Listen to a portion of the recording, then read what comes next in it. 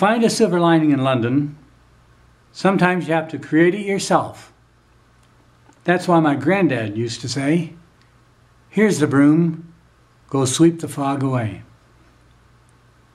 In the early 60s, Nanny and Granddad left London's East End and settled in Timmins, a mining town in northern Ontario. Granddad had been a mover by day, and by night a tap dancer, performing vaudeville. My grandparents came to Milton for a visit one summer. It was one of the few times I saw them.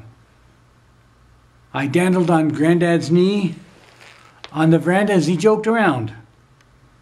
Some dandelion seeds floated by, and he called them paratroopers. The war had left a deep impression on Granddad, but he tried not to let it show. I asked my mother why his eyes looked away. She said it was shell shock from the trenches. Nanny and Granddad gave me a cardboard cutout of Buckingham Palace. I lined up the miniature guardsmen in the car's rear window as we headed to the beach. Before they left, we put a thick plank in the backyard for Granddad to do his train dance. The dance mimicked a locomotive, starting slowly, picking up speed as he roared down the track, with his heavy brogues ablur.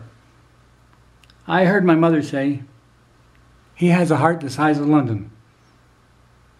Whenever I was sad, he'd hand me a broom and say, "My mother had learned how to cut through the clouds herself. She kept a stiff upper lip." We made the long trip to North Bay and parked by the red brick hospital. Except for my brother Kim and I, everyone went in. They told us that Granddad was dying of cancer. It's better if you remember him the way he was. When we returned home, I moved the plank and saw the grass beneath it had turned white.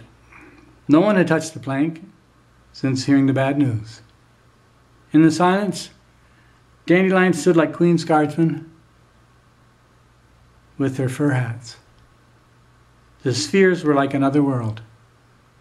A breeze blew the mane off the dandelion. I thought of what Granddad had said. "Here's the broom, go sweep away the fog."